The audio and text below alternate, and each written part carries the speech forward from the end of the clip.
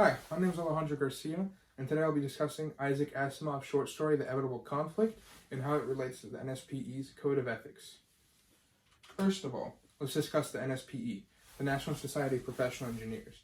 This organization was created in 1934 in order to represent licensed professional engineers across the nation.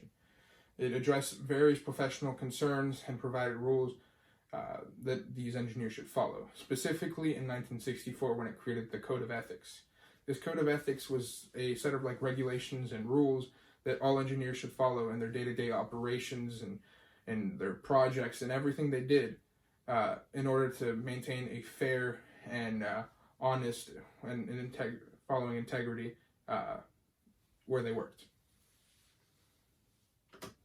Specifically, I'll be discussing Section 3, the Professional Obligations, subsection 1, where it discusses how if an engineer has a fault or an error, they should not blame others. Instead, they should acknowledge their error.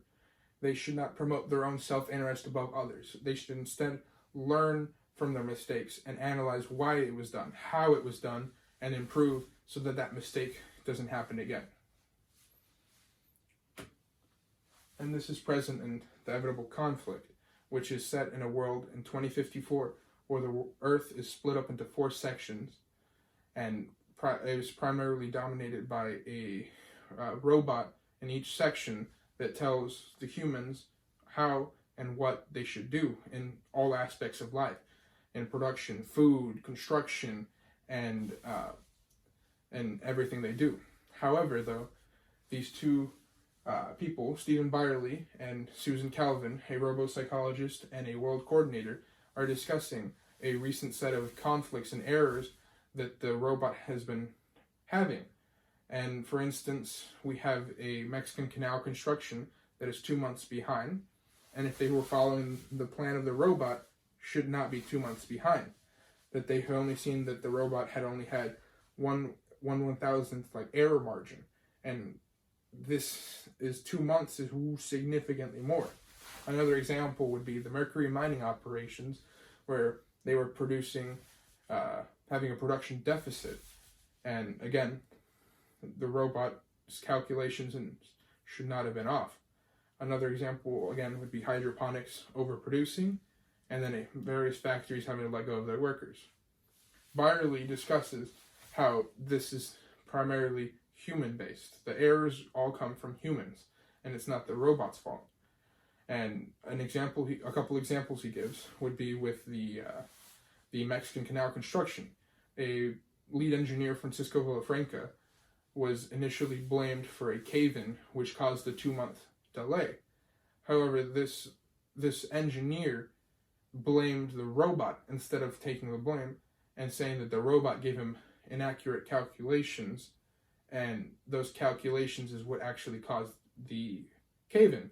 However, the robot simply performs the calculations and tells them how to do it. But if the human put the incorrect data in order for the robot to base off of course the robot's going to have issues. So the robot wasn't here, it wasn't the error. It was actually Francisco Villafranca inputting incorrect variables and data, causing the robot to make an incorrect solution.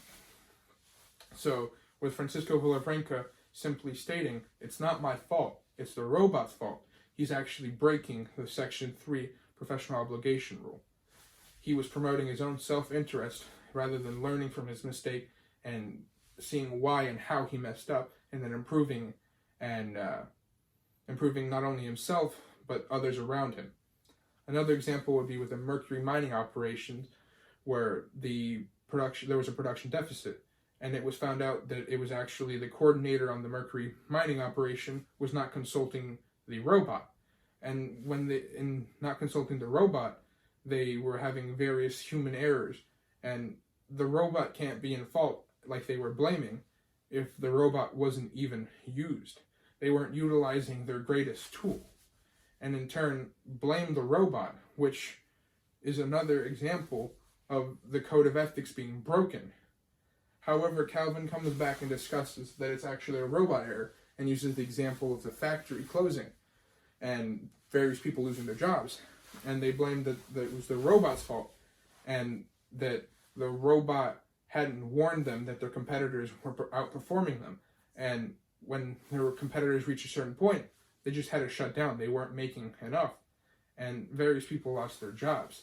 And if the robot was truly out there to help humans following the first law of robotics, that it cannot harm humans, it shouldn't have allowed for these humans to lose their jobs like this.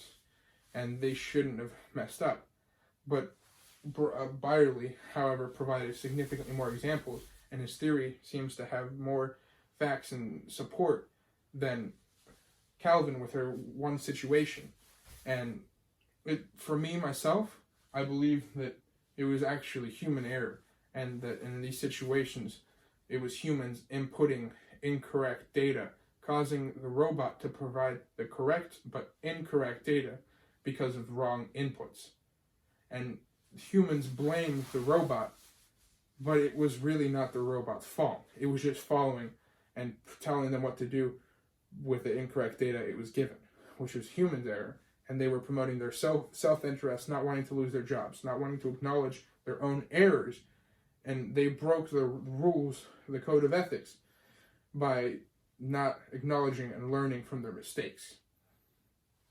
Instead, they wanted to blame someone else and protect themselves. If you have any questions about my presentation, please don't hesitate to contact me at my email. If you have any constructive criticism or anything, I would be happy to hear it. And this is my references where I gather my information about the NSPE and the Code of Ethics, and where I gathered images and more information that I could use in order to better explain. Thank you for listening.